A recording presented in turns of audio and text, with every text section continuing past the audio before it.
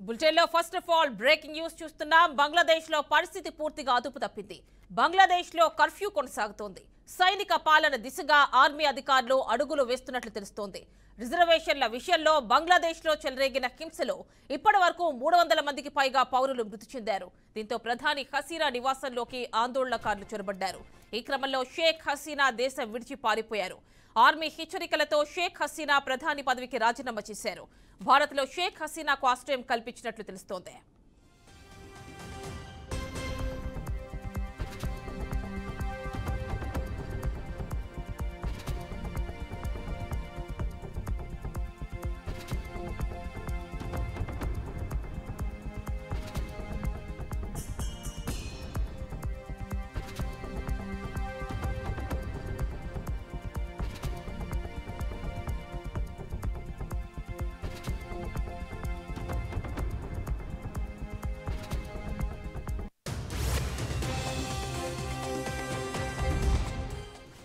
ఇక పూర్తి details managing editor Chidambaram అందిస్తారు. చిదంబరం చెప్పండి, అంటే బంగ్లాదేశ్ లో కేవలం రిజర్వేషన్ల నేపథ్యంలో ఈ పరిస్థితి తలెత్తినట్టు తెలుస్తోంది.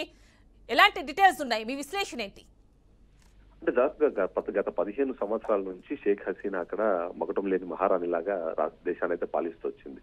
అంతేకాదు తను తీసుకునే డెసిషన్స్ కానివ్వండి, తన డెసిషన్స్ తీసుకునే సందర్భంలో ఇతరత్ర దేశాలకు ఆ దేశానికి ఉన్న సంబంధాలు ఎట్లా ఉంటాయన్న విషయంపై చాలా కూలంకషంగా ప్రతి ఒక్కటి చర్చించి ఆ డెసిషన్ తీసుకుంటుంది. కానీ బట్ ఈ ఒక్క డెసిషన్ విషయంలో మాత్రం తను పూర్తిగా ఫెయిల్ అయిందని చెప్పొచ్చు. ఎందుకంటే ఈ రిజర్వేషన్ సంబంధించిన అంశంలో యూత్ మొత్తం ఇన్వాల్వ్ అవ్వడం వల్ల మొత్తం ఒక్కసారిగా యూత్ అన్న వాళ్ళు దానికి అంటే రెతిపక్క చేయడం స్టార్ట్ చేశారు. దాన్ని వ్యతిరేకించడము, దాన్ని విమర్శించడం స్టార్ట్ చేసిన తర్వాత దాని మీద చర్చోపచర్చలు జరగకుండా తను డైరెక్ట్ గా అణచివేసే ధోరణిలోకి వెళ్ళడం అనేది చాలా కీలకమైన పరిణామంగా మనం అక్కడ చెప్పాల్సి వస్తుంది. ఎందుకంటే ముఖ్యంగా చూస్తే ఏదైతే ఢాకాకు సంబంధించి యూత్ అక్కడికి రావాలనుకున్నప్పుడు వాళ్ళని అణచివేసే క్రమంలో వాళ్ళ మీద మొదటగా రబ్బర్ బుల్లెట్లు ప్రయోగించడము అలాంటిది జరిగింది. బట్ అక్కడతో ఆగిపోకుండా ఎప్పుడైతే హింసాత్మకంగా మారిన తర్వాత పోలీసులు పూర్తిగా ప్రభుత్వ ఆధీనంలో నుంచి వాళ్ళ సొంత నిర్ణయాల వైపు వెళ్ళినట్టుగా మనకు కనిపిస్తుంది. అందులో భాగంగానే ఏదైతే ఫైరింగ్ జరగడం కానీ ఆ ఫైరింగ్ జరిగే క్రమంలో రెండు వైపుల నుంచి మనం చూడాలి. ఒకటి స్టూడెంట్ వైపు నుంచి చనిపోయిన వాళ్ళు కానివ్వండి, అదే సందర్భంలో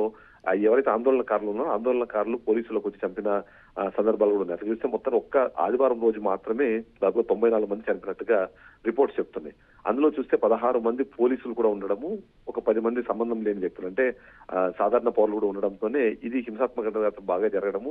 జూలై నుంచి ఈ ప్రొటెస్టులు జరుగుతున్నాయి. ఓవరాల్ గా చూస్తే దాదాపుగా 300 మంది చనిపోవడం అన్న దాన్ని ఎవరు యాక్సెప్ట్ చేయలేని పరిస్థితి. అందులో చూస్తే మాత్రం అంటే మనం ఓవరాల్ గా చూస్తే 14 మంది పోలీస్ ఆఫీసర్లు చనిపోవడం కానివ్వండి, ఇవన్నీ చూసిన తర్వాత ఈ ఆర్మీ దీనిలో వెంటనే ఇన్వాల్వ్ అవ్వడం కూడా మనం చూస్తున్నాం. ఎందుకంటే మీరు గతంలో ఎప్పుడు చూసినా సరే బంగ్లాదేశ్, పాకిస్తాన్ అనే సందర్భంలో ఎప్పుడైతే రాజకీయ వ్యవస్థలు ఫెయిల్ అవుతాయో వెంటనే ఆర్మీ అన్నది దాని మీద ఇన్ఫ్లుయెన్స్ చేసే ప్రయత్నం చేస్తుంది. ఆ ప్రయత్నం అది కూడా కొద్దిగా బెడ్స్ కొట్టిందని చెప్పవచ్చు. బట్ ఫైనల్ గా చూస్తే మాత్రం దేశంలో ఇప్పుడు శాంతి భద్రతలు ఉండాలి అంటే ఒకటే ఉంది. దానికి మొదటిది షేక్ హసీనా రాజీనామా చేయాలి అన్నది ఒకటి. రాజీనామా చేయడంతో పాటు ఆమె దేశాన్ని వదిలిపెట్టి వెళ్ళాలి అనే ఆ రెండు కారణాలు, ఆ రెండు రీజన్స్ చూసుకున్నారు. మొదట ఆమె రాజీనామా చేసింది, ఇప్పటికే దేశం దాటి వెళ్ళింది. ఇప్పటికే భారతదేశంతో బంగ్లాదేశ్ కున్న ఒక దేశం, అంతేకాకుండా ఆమెను కాపాడాల్సిన బాధ్యత ఉండడంతో ఆమె పోలీసుల సాయంతో అలాగే ఆర్మీ సాయంతో ఇండియాలోని అగర్తలా ప్రాంతంలోకి వచ్చినట్టుగా మన సమాచారం అయితే అందుతుంది. Thank you Chidambar. Thank you.